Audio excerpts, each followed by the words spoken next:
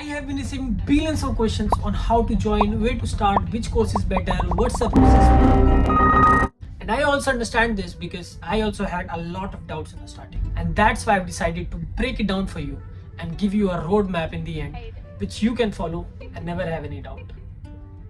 Genuine ones. So let's start. देखो ये कोई जीन्स की पैंट तो है नहीं कि तुमने इंस्टाग्राम पे देखी और ऑर्डर कर ली, फिर पसंद नहीं आई तो रिटर्न कर दी. It's about your future. So make sure you do proper research. और ऊपर से आजकल के इन्फ्लुएंसर्स जो सनसेट, सनराइज, अच्छे अच्छे व्यूज, इसके अलावा कुछ दिखाते ही नहीं है. तो प्लीज ये सबको देख के don't make any decision. Make sure you know the reality कि वहाँ काम क्या करना पड़ेगा, कितना करना पड़ेगा, आप कर पाओगे या नहीं. और ये सब करने के बाद when you are sure that this is it, तो अपना फोन उठाओ और खुद से रिसर्च करो about the process, about the exams, about the college, about the courses. On a merchant vessel there are two sides, deck and engine. तो देखो मैं तो डेक का हूँ तो इंजन को साइड करते हैं. डेक की बात करें, अब डेक में भी आप दो साइड से ज्वाइन कर सकते हो, officers and rating. Again I am not rating, so officers की बात करते हैं. एक नेविगेशन ऑफिसर बनने के लिए दो मेन कोर्सेज हैं, डीएनएस एंड बीएससी. वैसे तो बहुत सारे डिफरेंस मिल जाएंगे आपको इन दोनों कोर्सेज में, बट मैं आपको कुछ मेन डिफरेंस बताता हूँ जिससे आपका कोई भी लेना देना होना चाहिए. DNS is a 1 year programme while BSc is a 3 years programme. DNS में एडमिशन के लिए स्पॉन्सरशिप कंपलसरी है if you are joining from a good college. वहीं पे बीएससी में स्पॉन्सरशिप कंपलसरी नहीं है एडमिशन के टाइम पे. डीएनएस करने के लिए गवर्नमेंट कॉलेज की फीस है 2 से 2.5 लाख +1-1, और वहीं पे प्राइवेट कॉलेज की फीस है 7 से 8 lakh +1-1. After DNS, you have to do 18 months of C time and 4 months function courses to apply for COC exams. वहीं पे BSc के बाद only 12 months of C time and no function courses. अब sponsorship की बात करते हैं. Sponsorship is like a pre-college placement or an assurance from the shipping company that the company will be responsible for the on-board training of the cadet after his course completion. Terms and conditions apply.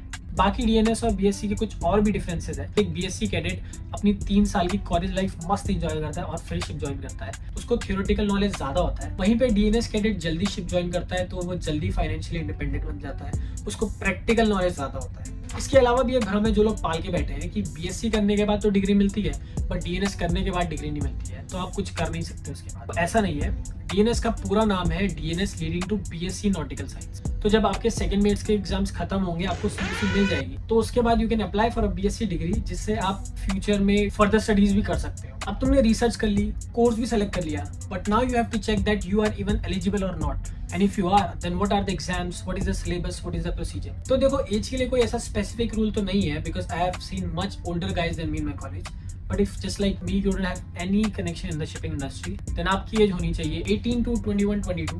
यही एक normal as होती है हर जगह joining की. Stream आपकी होनी चाहिए PCM and English 75% से ज्यादा. अब इसका मतलब ये नहीं है कि 75% के लिए टारगेट करना है. जितना हो सके उतना अच्छा स्कोर करो. It will increase the chances to get selected in a good company. Mainly इसमें बस 3 एग्जाम्स है, IMUCT, sponsorship exams, college exams.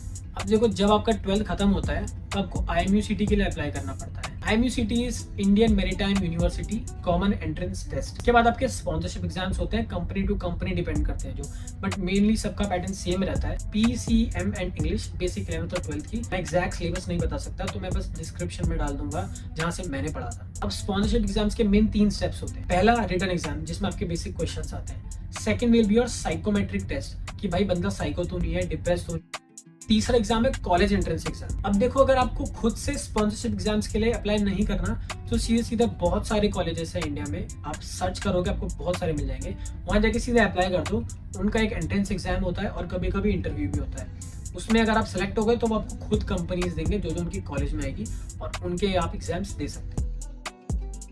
तो मैं बताता हूँ कि करना क्या सीधे सीधे. सबसे पहले वीडियो को जाके लाइक कर दो, चैनल को सब्सक्राइब कर दो और वीडियो को शेयर. पहले तो अपने 12th पे ध्यान दो, अच्छे मार्क्स लाओ और जैसे एग्जाम्स खत्म होते हैं रिजल्ट का वेट नहीं करना. सीधे अपना लैपटॉप खोलो, सर्च करो स्पॉन्सरशिप एग्जाम्स फॉर 2020 जो भी साल चल रहा है.